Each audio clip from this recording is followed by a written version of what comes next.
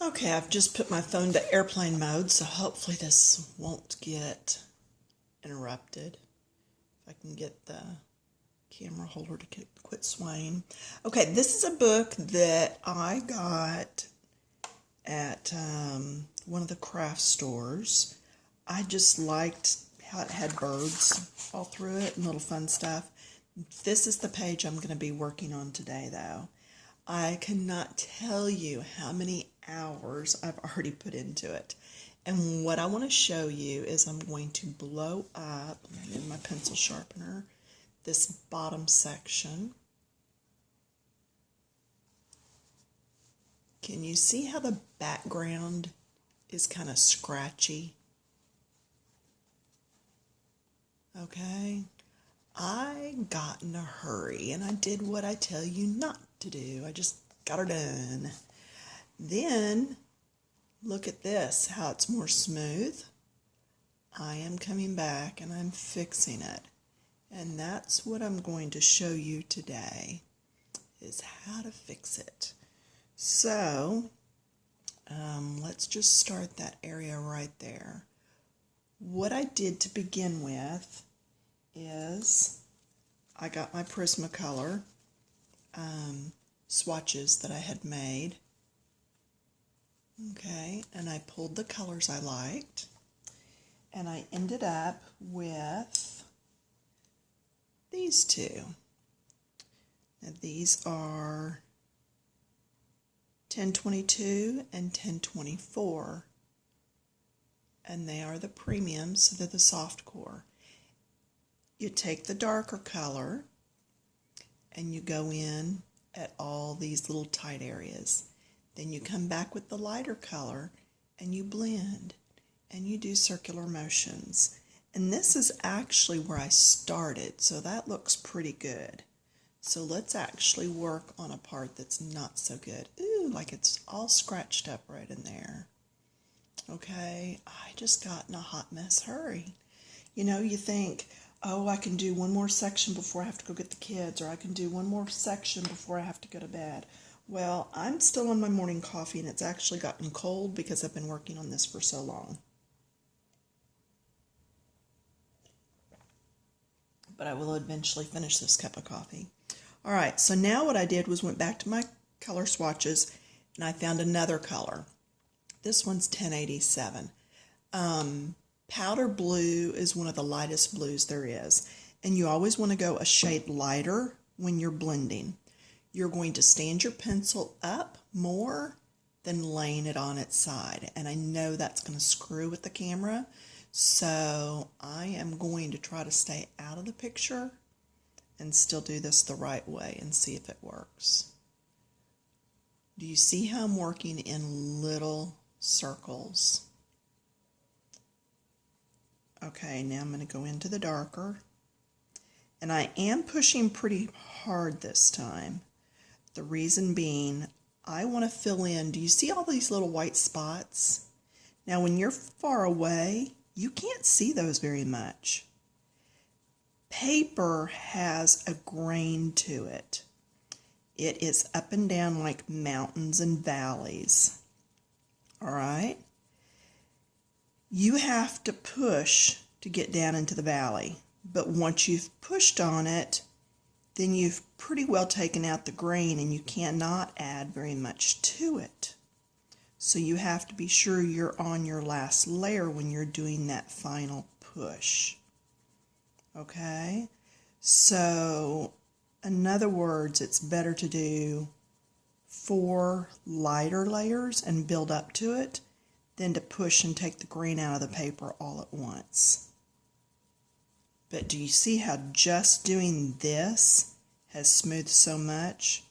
And let me talk about background colors. A lot of people are like, well, do I do the dark first or the light first when I'm coloring? Okay, if your background is going to be dark, do it last. Because you don't want to be coloring something light and dig into that dark and pull it into your picture. Do you see here where there's a little bit of yellow? That's because I went into that and it picked it up. Okay, if I'd have done this blue first, then I would have not had that problem. But these leaves have probably 3 or 4 different shades in each one. And yellow is one of them. You can see it again over here. And that's going to smear later when I go back to blend again.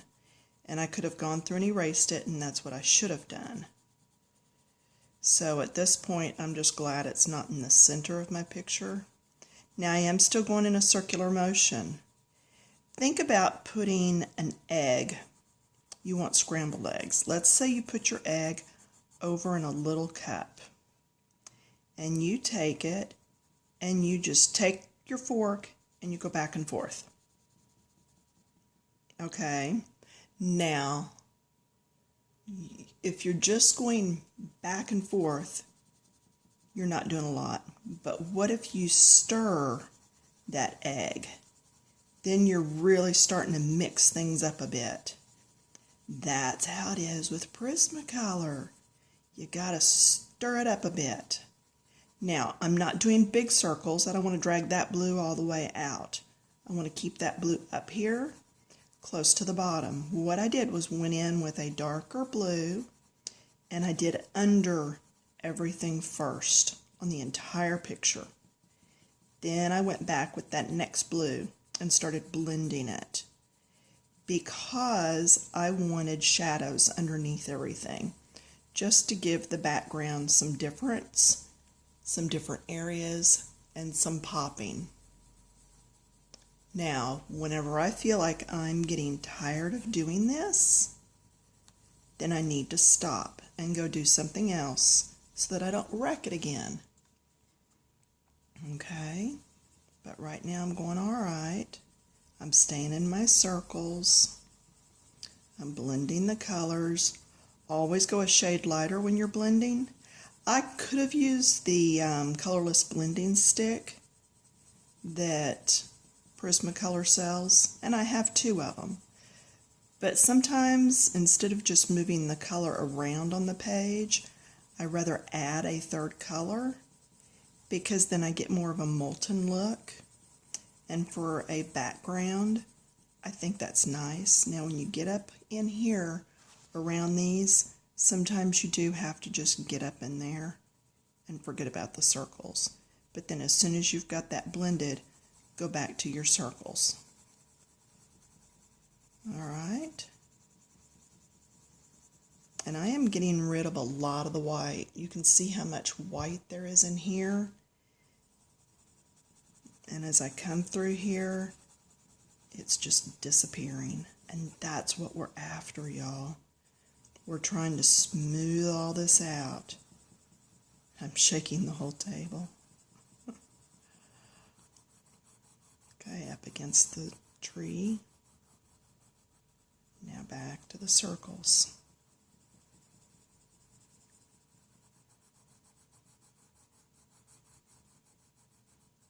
And this picture's got a long ways to go. And don't brush off these little pieces. Blow them off. Or get a paintbrush. I've got several paintbrushes laying around. And just flip them off with that. You can even go to the Dollar Tree and get one of those huge blush brushes. And those work awesome because they're so soft. You can come in and just brush things off. Because if you take that and scoot it across your page, there's a good chance that you'll just smear it in with something else.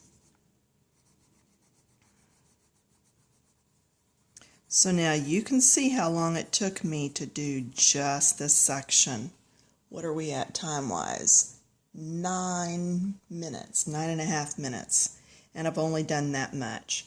So imagine how long it's going to take to do this entire piece. Okay? It's going to take a bit. But anyway, this shows you a bit about what I'm talking about with your blending of the colors. I wanted to show you also on the color wheel. Let me go to the white part so it shows. I used these colors in the leaves and a little bit of red. But I used a lot of these golds. So I go across the wheel, just straight across. Here, I'll just line up an arrow here to here. And you see how you get these blues? Okay, if I used these colors here, then I go over here, and now that means I need to be using some of these colors.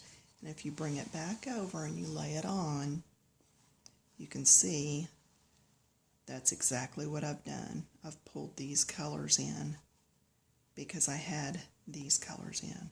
So if you have a hard time, look at your main color in your picture, go across from it on the color wheel, and that'll tell you what color you need to be in. I love this color wheel. It's by, it's called Rainbow, and it's the Color Sense system, but it's actually put out by EK Success and Dritz. You can find them in the fabric departments of a lot of stores. I actually got this one years ago at Michael's, but I don't believe they carry it anymore.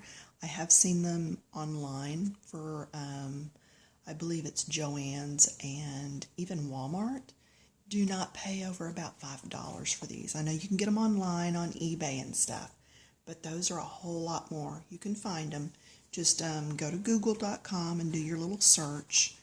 And I am going to go ahead and get off here with y'all so that I can get back to my coffee, which is now cold, and blending in my book.